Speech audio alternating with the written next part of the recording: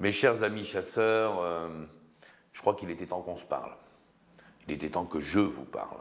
Je vous parle d'une situation difficile pour moi, pour vous tous, qui laissera des traces. J'en ai bien peur malheureusement, qui provoque la colère de certains, peut-être moins l'enthousiasme d'autres, mais qui de toute façon va laisser durablement une plaie ouverte entre nous, que j'espère pouvoir combler le plus vite possible en ramenant tous les chasseurs à la chasse dans de bonnes conditions, c'est-à-dire pas seulement comme des régulateurs à sang-froid, mais comme des gens qui aiment la chasse, la convivialité et qui prennent du plaisir à la pratiquer avec leurs amis ou en famille.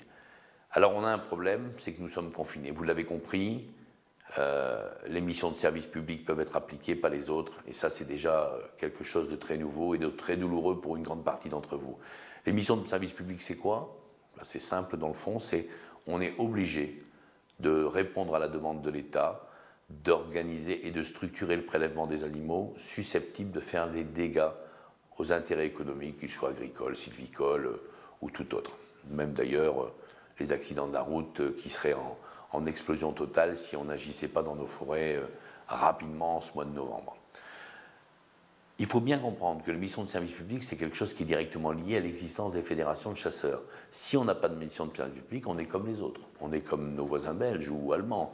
C'est-à-dire qu'on n'est plus structuré, on n'est pas unis, on ne cotise pas directement sur un permis, tout ce qui revient en partie aux fédérations.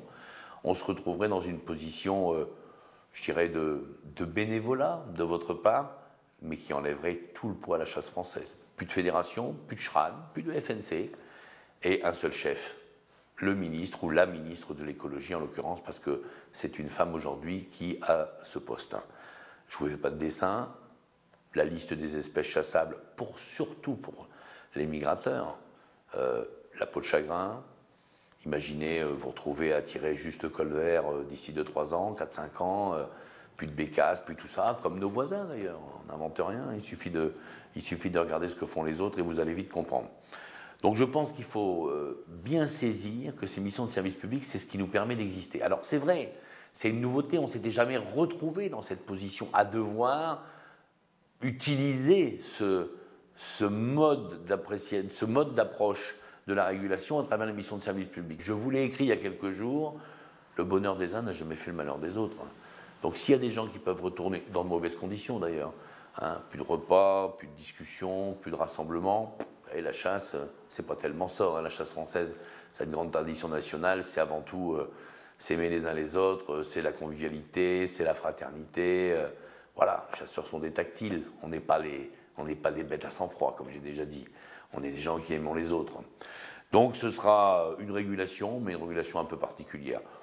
Pour les autres chasseurs, j'entends parfaitement la colère du petit gibier, j'entends la colère du gibier d'eau. Il n'empêche que ce serait stupide de dire aujourd'hui, renvoyons à la maison tous ceux qui chassent le grand gibier. En ce qui me concerne, il n'en est pas question. Je préfère me battre pour que les chasseurs de petit gibier et les chasseurs de gibier d'eau puissent accéder à la chasse demain. Alors le petit gibier, c'est plus compliqué. Effectivement, il faut des dégâts. On l'a dans certains départements, comme le mien d'ailleurs. Bon là, le problème c'est que il y a des ministres qui écrivent des circulaires et puis qu'après, qui ne veulent pas les appliquer. Autre débat. Je reviendrai sur tout ça après la crise. Alors après, de façon plus générale, petit, grand gibier, pêcheurs, randonneurs, vététistes, cavaliers, surfeurs, j'entends et je comprends qu'on a effectivement un Covid à combattre durement. J'en sais quelque chose, ma famille a été très très touchée par cette maladie. Il n'empêche qu'on peut aussi avoir une approche de bon sens. Comment expliquer aujourd'hui qu'on va faire des battues de grand gibier avec tous les gestes barrières et l'intelligence qu'il faut et le bon sens qu'il faut? Comment expliquer que rassembler des gens pour une certaine espèce de gibier et se retrouver pour une autre espèce en chasse individuelle ou avec son fils à la hutte pour passer une nuit, c'est pas possible. Comment expliquer qu'un cavalier seul dans la nature, un pêcheur au bord de l'eau avec son gamin, voilà, un sportif sur sa planche qui fait du surf, comment expliquer que ces cas de figure-là, effectivement, ne puissent pas être appliqués? Là, je pense, et je demande au Premier ministre de reconsidérer sa position, Je crois qu'on a bien compris ce que c'était le Covid. Les Français ne sont pas des abrutis. On a vu ce que c'était le premier confinement, on a vu ce que c'est la maladie, on sait ce que la maladie est capable de nous faire et de faire à tout le monde. Donc à partir de là, il faut absolument qu'on puisse accéder aussi à des petites bouffées d'oxygène pour tenir le coup. Et dans nos passions, être privé de nos passions, c'est quelque chose d'extrêmement difficile à comprendre.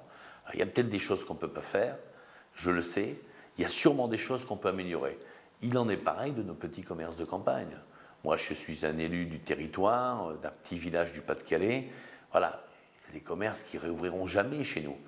Et une seule personne dans un magasin au fond de la campagne avec un masque et du gel, je pense que là, on aurait pu faire mieux que de fermer les rayons des hypermarchés qui ne règlent pas le problème de ce que nous avons besoin tous les jours pour vivre. Mais voilà, je ne veux pas voir mourir mes cœurs de village, je ne veux pas voir mourir mes petites villes rurales. Donc il faut absolument, Monsieur le Premier ministre, reconsidérer ce positionnement tout en gardant l'esprit d'un confinement strict et de faire barrage le plus vite possible à la maladie. Comment imaginer avoir les cultures du monde agricole ravagées au printemps prochain? Mais c'est ce qui risque d'arriver. On va pas, je ne vous le dis pas avec le sourire, c'est une réalité. Si 850 000 sangliers sont capables de faire 77 millions d'euros de dégâts, ce n'est pas mathématique. 2 millions de sangliers, c'est peut-être 500 ou 800 millions d'euros de dégâts.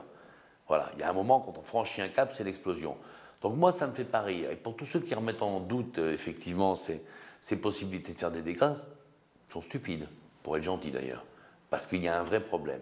Et le monde agricole, c'est quand même là où on chasse. Et le monde sylvicole, c'est là où on chasse.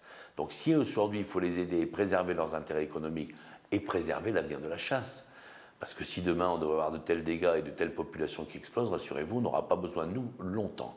Donc il est urgent, effectivement, de protéger les intérêts économiques des ruraux à travers l'agriculture et la sylviculture. Et je vais revenir quelques instants sur le gibier d'eau. Alors je le sais que vous êtes les enfants terribles de la chasse française. Je vous connais. Je viens de cette frange de la chasse. Vous savez que toute mon histoire, elle est d'une chasse de petits gibiers et de gibier d'eau. J'ai souvent parlé et écrit d'ailleurs pas mal de lignes sur tout ça. Je comprends ce que vous vivez, je comprends votre frustration, je sais combien la passion est forte, tenace et vivante au sein du monde du gibier d'eau et des migrateurs, où j'associerai d'ailleurs les chasseurs de bécasses, hein, qui ont une passion tout aussi forte. Les autres n'ont pas moins de passion, mais je sais qu'on est dans le culte de ces chasses. Néanmoins, je dois vous dire que je ne suis pas content du tout de ce que j'ai vu, de ce que j'ai lu. Voilà, j'ai vu des vidéos, j'ai vu des écrits, j'ai eu des questions, j'ai eu des messages. Je crois, mes amis, que vous vous trompez.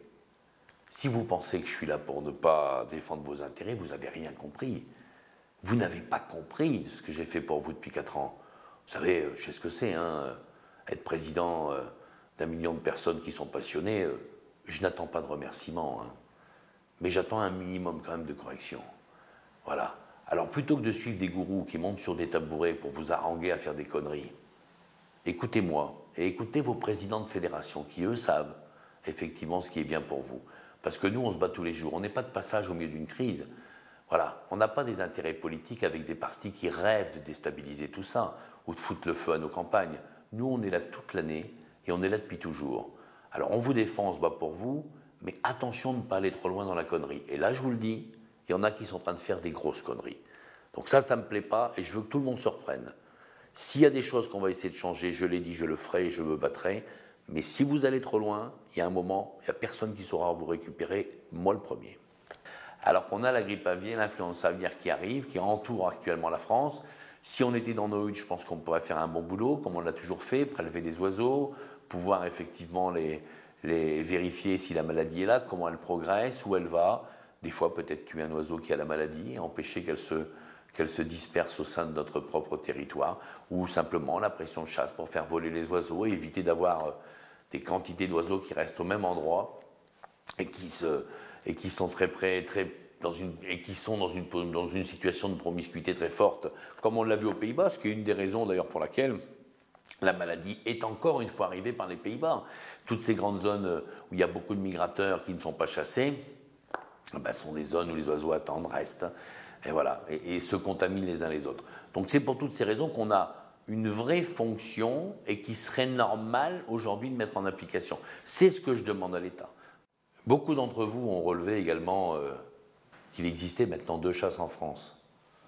La chasse plaisir et la chasse de régulation. Rassurez-vous, il n'y a pas 2 chasses en France. Il n'y en a qu'une. C'est la chasse. La chasse qui nous procure du plaisir, la chasse qui nous permet d'échanger, d'être ensemble, de vivre des moments de convivialité, de vivre des moments de... Ce que j'appelle souvent d'ailleurs, c'est ces petits bonheurs de la vie. C'est la chasse qui nous fait ça. C'est la chasse des fois qui nous permet de mieux résister. C'est la chasse qui nous permet des fois d'être heureux quand les choses vont mal. C'est la chasse. Donc, il n'y a qu'une chasse, rassurez-vous. C'est la chasse-plaisir. Le reste, même si, à travers cette chasse-plaisir, on s'emploie effectivement à honorer des missions de service public, mais je ne verrai jamais la chasse, personnellement, et tant que je serai là, comme une chasse qui puisse être une chasse de régulation. Si certains imaginent nous emmener sur ce terrain, je ne parle pas en interne, là ils se trompent parce que ça ne va pas se passer comme ça. On gardera nos notions de chasse-plaisir, et c'est comme ça qu'on se définit, et c'est comme ça qu'on se définira toujours. Alors en conclusion, mes amis, d'abord prenez soin de vous. Les gestes barrières doivent être faits à la chasse, comme dans la vie de tous les jours.